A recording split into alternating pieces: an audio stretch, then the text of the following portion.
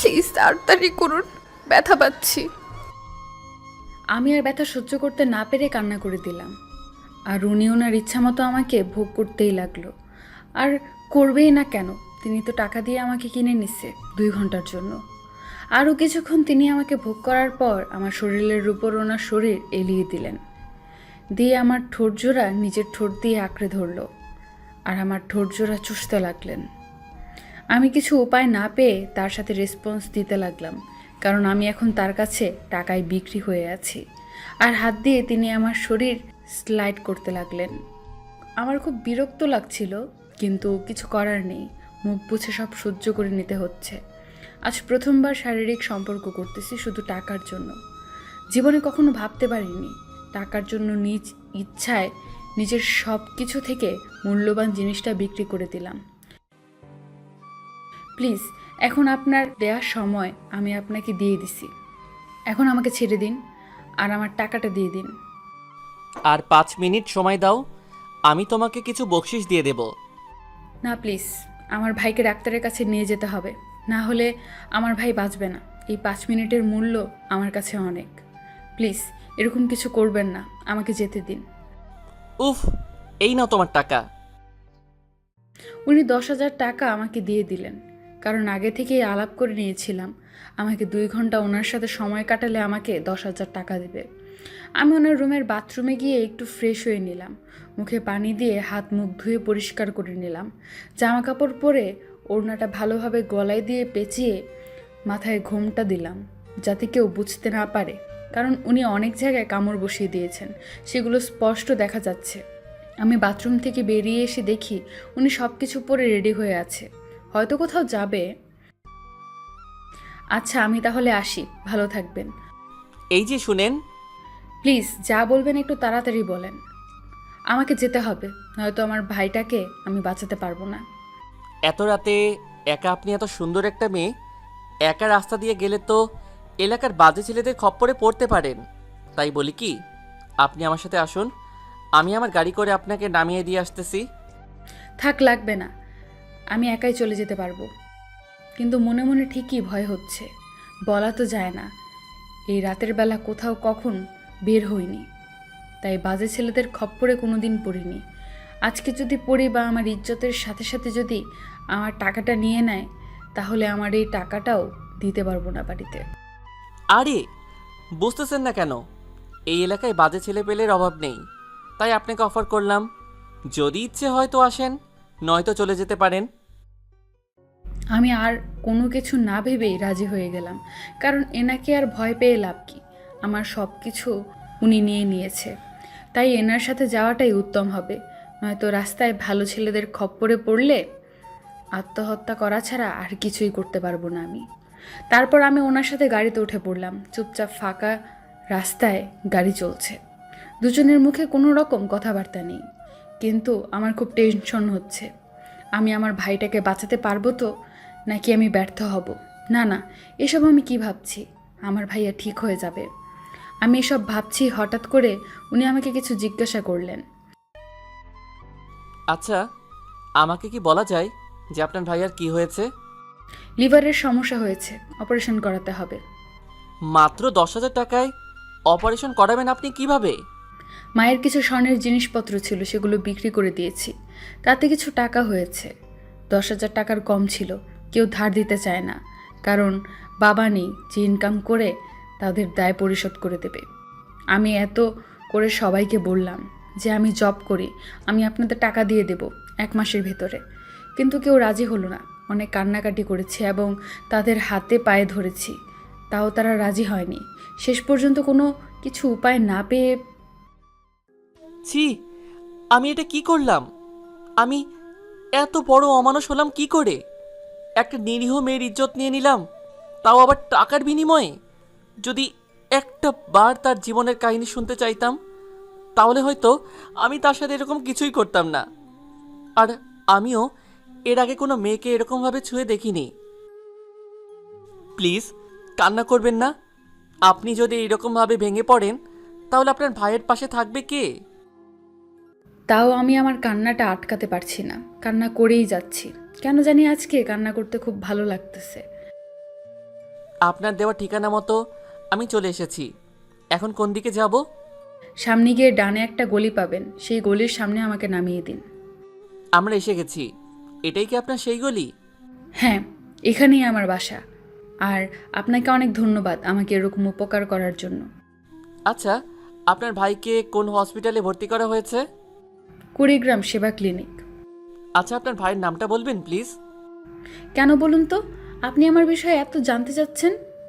আরে বলুন না, এমনি শুনলাম আর কি। নাম কি আপনার ভাইয়ের? মিলন। আচ্ছা, আপনি বাসায় যান, আমি আমার বাসায় চলে যাচ্ছি। একটু ইম্পর্টেন্ট কাজ আছে তো, নয়তো আপনাকে বাসা অবধি দিয়ে আসতাম। আরে লাগবে না, এই তো সামনেই আমার বাসা। আচ্ছা ঠিক আছে, বাই। তারপর উনি গাড়ি ঘুরিয়ে চলে গেলেন আর আমি আমার বাসার ভেতরে প্রবেশ করলাম। বাসার ভেতরে প্রবেশ করে দেখি মা খাবার টেবিলে বসে আছে, হয়তো আমার জন্য অপেক্ষা করতেছে। মা মা, তুমি এখনো ঘুমাওনি? এভাবে বসে আছো কেন? তোকে ছাড়া কখনো কি আমার খাবার গলা দিয়ে নামে? উফ মা, তুমি অসুস্থ শরীর নিয়ে এখানে বসে থাকার কি আছে? অনেক হয়েছে, অনেক রাত হয়েছে, এখন চুপচাপ আয়, খেয়ে নে। তারপর মায়ের সাথে খেয়ে নিলাম। খাওয়া দাওয়া শেষে কী রে মা, টাকা জোগাড় করতে পেরেছিস? হেমা, এই যে টাকা। কালকে সকালেই হসপিটালের ডাক্তারকে জমা দিয়ে আমার ভাইয়ের অপারেশনটা করিয়ে দেব। একটু মুচকি হাসি দিয়ে মার সাথে কথাটা বললাম। মা যদি সত্যিটা জানতে পায় তাহলে আমাকে কখনো মেনে নেবে না। তোর বাপ নেই, তাই তোকে এত কষ্ট করতে হচ্ছে। দিন নেই, রাত নেই। মা প্লিজ কান্না করো না এভাবে। তুমি তুমি তো জানো তোমার চোখের পানি আমার সহ্য হয় না। আচ্ছা, এখন খেয়ে ঘুমিয়ে পড়, অনেক রাত হয়েছে আর অনেক খাটাখাটনি করেছো। আজকে তোর বুঝি অনেক ধকল গেছে। এখন তাড়াতাড়ি গিয়ে ঘুমিয়ে পড়, রেস্ট নে। কালকে সকালে আবার হসপিটালে যেতে হবে। মা তুমি আবার বেশি রাত না জেগে তাড়াতাড়ি ঘুমিয়ে পড়ো, কালকে সকালে একটু কাজ করতেই হবে। তারপর আমি মাকে মায়ের রুমে দিয়ে এসে আমার রুমে আসলাম। এসে গলা থেকে ওড়নাটা সরিয়ে আয়নার সামনে দাঁড়িয়ে দেখি অনেক জায়গায় দাগ হয়ে আছে। তার সেই স্পর্শগুলো মনে পড়তেই ডুকরে কান্না করতে ইচ্ছে করতেছে। দৌড়ে বাথরুমে গেলাম, গিয়ে শাওয়ারটা ছেড়ে দিয়ে নিচে বসে পড়লাম।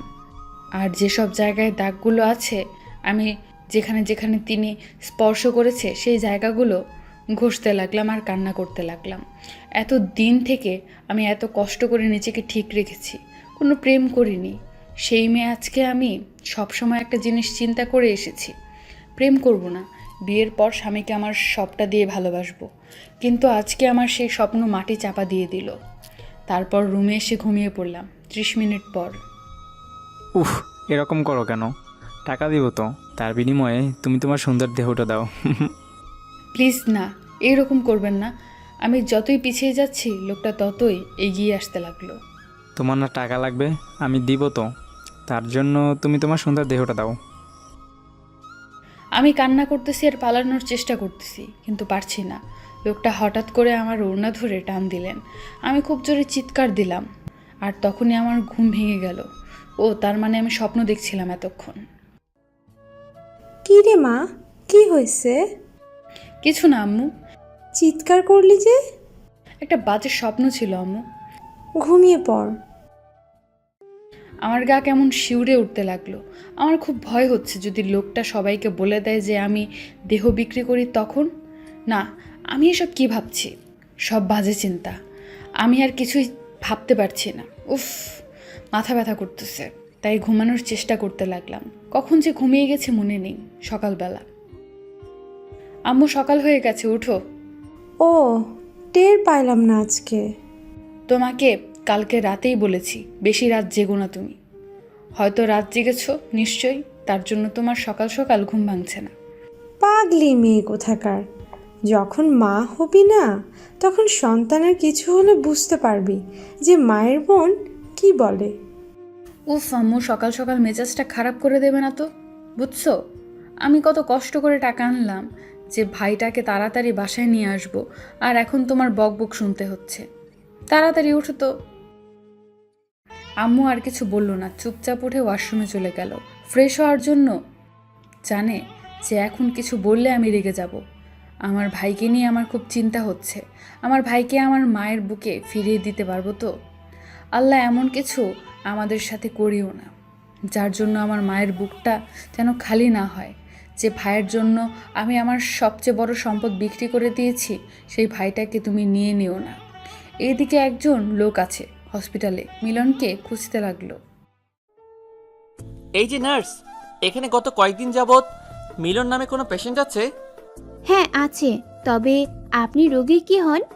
আর আমার জানা মতে রোগীর শুধু মা আর বোন আছে, তাহলে আপনি কে? আমি মিলনের ভাইয়া লাগি, আমি ওর বোনের স্বামী। ও আচ্ছা, আসেন আমি আপনাকে রুম দেখিয়ে দিচ্ছি। আমাকে রুম দেখিয়ে দিতে হবে না, এখানে সব থেকে ভালো ডাক্তারকে, আমাকে সেই রুমে নিয়ে চলুন। আপনি এসেছেন রোগীকে দেখতে, তাহলে ডাক্তার দিয়ে কি করবেন? আমি বুঝতেছি না, আপনি এত কথা বলেন কেন? আপনি এই হাসপাতালে নার্স, তাহলে আপনাকে আমি যেটা বলতেছি, আপনার দায়িত্ব আমাকে সঠিক জায়গা মতো পৌঁছে দেয়া। ওকে, আমার সাথে সাথে আসুন। এইখানে একটু দাঁড়ান, আমি স্যারের সাথে কথা বলে আসি। একটু তাড়াতাড়ি করবেন প্লিজ। ওকে স্যার, আপনার সাথে কেউ একজন দেখা করতে চায় মিলন নামে পেশেন্টের ব্যাপারে। আচ্ছা, পাঠিয়ে দেন দেখি কে তিনি।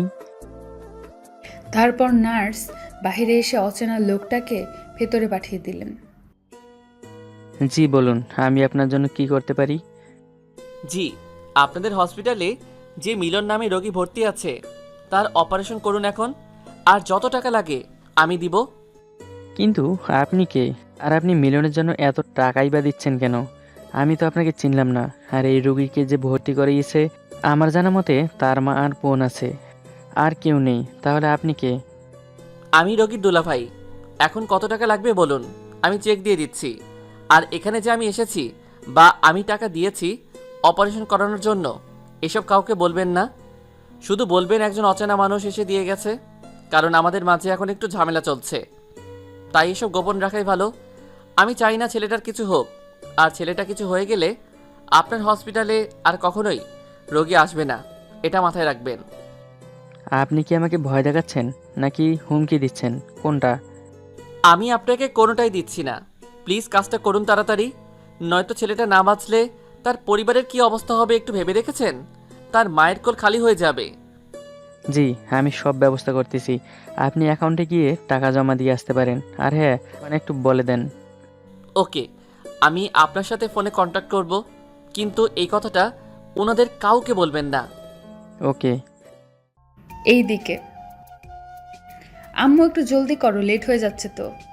এই তো আমি রেডি, চল। যখনই হাঁটতে যাব তখনই ব্যথা অনুভব করলাম, কারণটা বুঝলাম না। আমি তো কাল পর্যন্ত ঠিক ছিলাম এবং আজ সকালে ঠিক ছিলাম, তাহলে এখন ব্যথা হচ্ছে কেন? কী রে মা, এইভাবে হাঁটিস কেন? পায়ে ব্যথা পাইছিস? না, আমি ঠিক আছি, তুমি চলো। আজকে তোর বাবা নেই বলে তোর উপর দিয়ে ঝড় বয়ে যাচ্ছে, তাই না? খুব কষ্ট হচ্ছে তো, তাই না রে মা? উফ মা, তুমি সব সময় বেশি বোঝো। আমি কিছু বললেই তুই রেগে যাস কেন, বুঝি না। আমাকে তো বলবি তোর কি হয়েছে, তাই না? আমার কিছু হয় নাই, তুমি আমাকে নিয়ে চিন্তা করা কমাও। আর লেট হয়ে যাচ্ছে এমনিতেই। তারপর আম্মু সহ আমি একটা রিক্সা ভাড়া করে হসপিটালে চলে আসলাম। আম্মু তুমি যাও, আমি রিক্সা ভাড়া মিটিয়ে আসি। ওকে। তারপর রিক্সাওয়ালাকে 50 টাকা দিলাম, তাকে ধন্যবাদ জানালাম সঠিক সময়ে পৌঁছে দেওয়ার জন্য। রিক্সাওয়ালা কিছু না বলে সুন্দর একটা হাসি দিয়ে চলে গেলেন। আমি হসপিটালে ঢুকে দেখি আম্মু নার্সের সাথে তর্ক করতেছে, কিন্তু বিষয়টা কি বুঝলাম না। বিষয়টা ঠিক মতো বুঝতে আমিও ওখানে চলে আসলাম। কি হয়েছে আম্মু, এরকম তর্ক করতেছো কেন ওনার সাথে? দেখ না রে মা, নার্স কি বলে। আচ্ছা কি হয়েছে আমাকে একটু বলবেন প্লিজ? আপনার ভাইয়ার এখন অপারেশন চলছে। কি অপারেশন চলতেছে মানে? আমি বেশ অবাক হলাম। যে ডাক্তার টাকা ছাড়া আমার ভাইকে হসপিটালে নিতে চাচ্ছিল না, সেই ডাক্তার আমার ভাইকে ফ্রি অপারেশন করাবে, এটা কিভাবে হতে পারে? আপনার স্বামী একটু আগে এসেছিলেন, তিনি টাকা জমা দিয়ে গেছেন আর ডাক্তার সাহেবের সাথে কথা বলেছেন, তাই আপনার ভাইয়ের অপারেশন চলতেছে।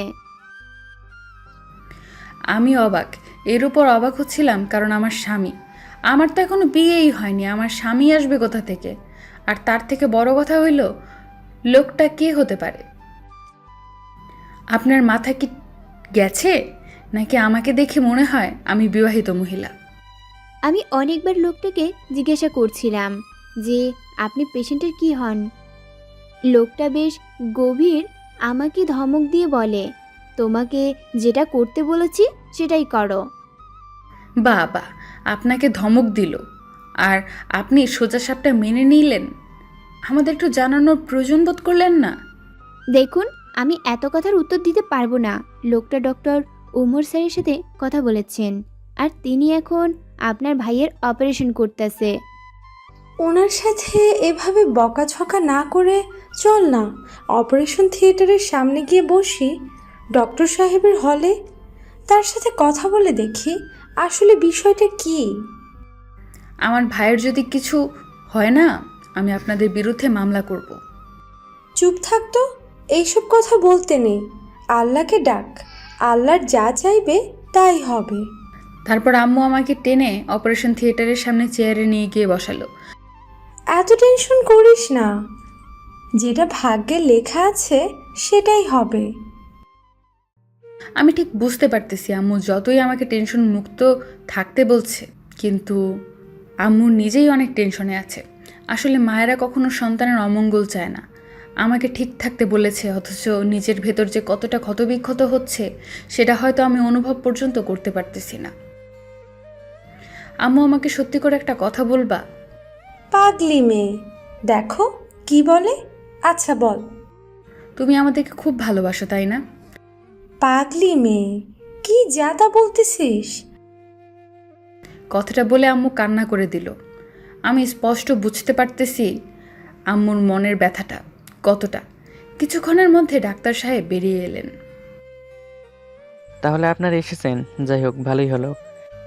আমার ছেলের এখন কি অবস্থা ডাক্তার সাহেব?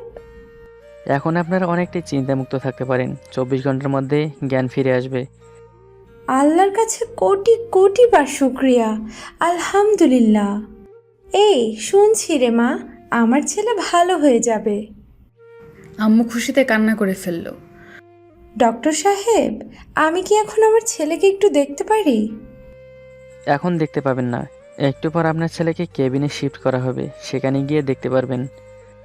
ও, আপনারা এখানে একটু অপেক্ষা করুন, একটু পর নার্স আপনাদের ডেকে নিয়ে যাবে। ডক্টর আঙ্কেল, আপনার সাথে আমার কিছু কথা ছিল জরুরি। হ্যাঁ বলো মা, কি বলতে চাও?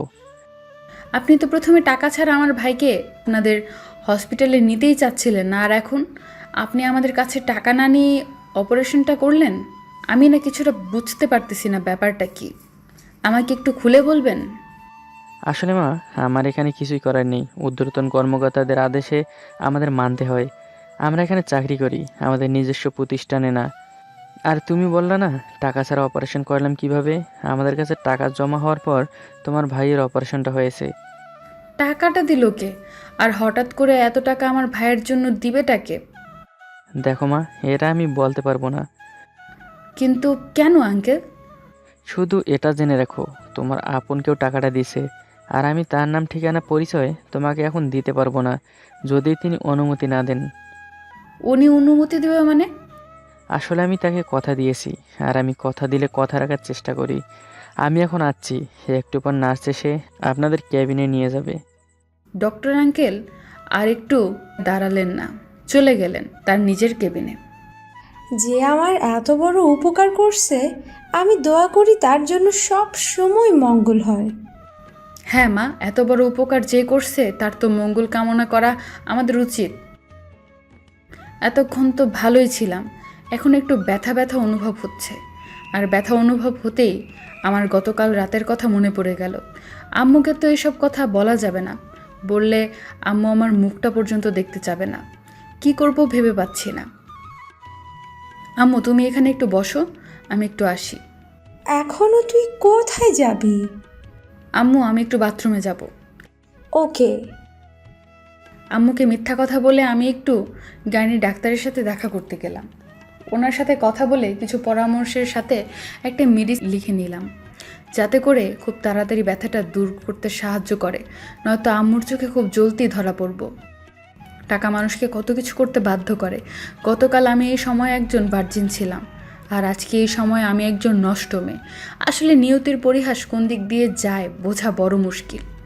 হয়তো এই খবরটা যদি কেউ জানতে পারে তাহলে এসব সমাজে আমি আর মুখ দেখাতে পারবো না। আমি এসব ভাবতেছি আর আনমনে আসতেছি। হঠাৎ করে কে জানি আমার হাত ধরে টান দিলেন। আরে আপনি এখানে কিভাবে? তার আগে বলেন, এখন আপনি কেমন আছেন? আমার ভালো থাকাটা সেটা পুরোটাই নির্ভর করে আমার ভাইয়ের ওপর আর আমার মায়ের ওপর। তারা দুজনই ভালো থাকলে আমি ভালো থাকি। এত খেয়াল রাখেন আপনার পরিবারের উপর? যদি তাদের খেয়াল না রাখি তাহলে আমি পৃথিবীতে বেঁচে থাকবো কি নিয়ে? আপনার সাথে যুক্তিতে হয়তো আমি পারবো না, কারণ আপনি অনেক যুক্তি দেখাতে পারবেন। আপনি বললেন না তো এখানে কেন এসেছেন? এসেছিলাম, একটু কাজ ছিল। ও আচ্ছা, আপনি কি আবারও টাকার জন্য দেহ বিক্রি করবেন? কেন, কিনবেন বুঝি?